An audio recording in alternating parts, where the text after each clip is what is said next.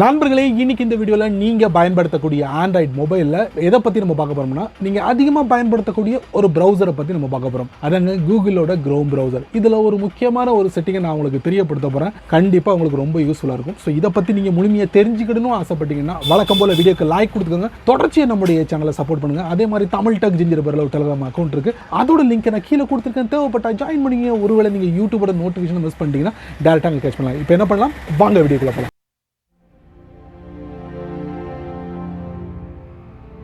சாதாரணமாக ஒரு வெப்சைட்டுக்குள்ளே போகணும்னா, அந்த வெப்சைட்டை அக்சஸ் பண்ணணும்னா யூசர் நேம் பாஸ்வேர்டை நீங்கள் கிரியேட் பண்ணியிருப்பீங்க. அதை மறுபடியும் உள்ளே கொடுத்து அதுக்கப்புறம் தான் அந்த வெப்சைட்டுக்குள்ளே போய் அக்சஸ் பண்ண முடியும். இப்படி ஒவ்வொரு வாட்டி நீங்கள் பண்ணிக்கிட்டு இருப்பீங்களா? பண்ண வேண்டிய அவசியமே இல்லை. கூகுளோட பாஸ்வேர்டு மேனேஜர் இருக்குது. அங்கே போய் உங்களுடைய யூசர் நேம் பாஸ்வேர்டை சேவ் பண்ணிட்டீங்கன்னா அந்த வெப்சைட்டுக்குள்ளே போகும்போது ஃபட்டாஃபட்டு உள்ளே போயிடலாம். பட் அதுலேயும் ஒரு சின்ன சின்ன விஷயங்கள் இருக்குது. அதைத்தான் நான் உங்களுக்கு இந்த வீடியோவில் தெரியப்படுத்த போகிறேன். இதை மட்டும் நீங்கள் பண்ணிட்டீங்கன்னா ஈஸியாக ஒரு சிங்கிள் டேப்பில் அந்த வெப்சைட்டுக்குள்ளே போயிடலாம். வாங்க நண்பர்களே, வழக்கம் போல உங்களுடைய ஆண்ட்ராய்ட் ஃபோனை ஓப்பன் பண்ணிக்கோங்க. அப்புறம் செட்டிங்ஸ்குள்ளே போங்க. அதுக்கப்புறம் கூகுள்குள்ளே போங்க. அதுக்கப்புறம் ஆட்டோஃபில்குள்ளே போங்க. அதுக்கப்புறம் ஆட்டோஃபில் வித் கூகுள்குள்ளே போங்க.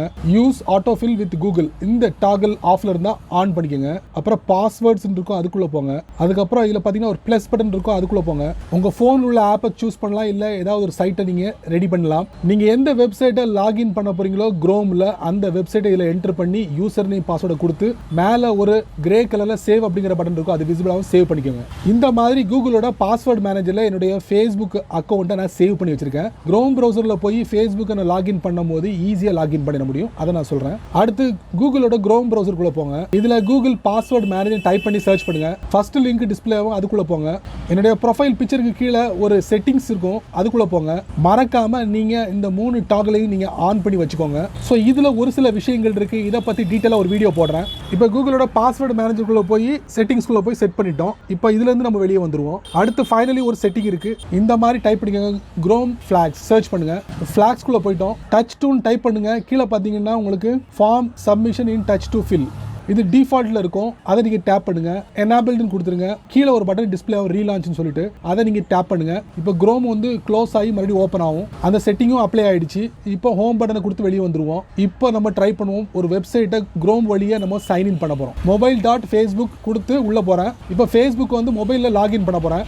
பாருங்க, mobile number R email address பார்த்தீங்களா, அதை நான் டேப் பண்ணுறேன். என்ன நடக்குன்னு பாருங்க. வாவ், பார்த்தீங்களா, யூ சேவ்டு பாஸ்வேர்டு. இந்த சைன்இன் அப்படிங்கிற ஒரு பட்டன் இருக்கு பார்த்தீங்களா, அது கொடுத்தீங்கன்னா இந்த ரெண்டுமே அப்ளை ஆகிடும். நீங்கள் ஃபேஸ்புக்கில் ஈஸியாக போயிடலாம்.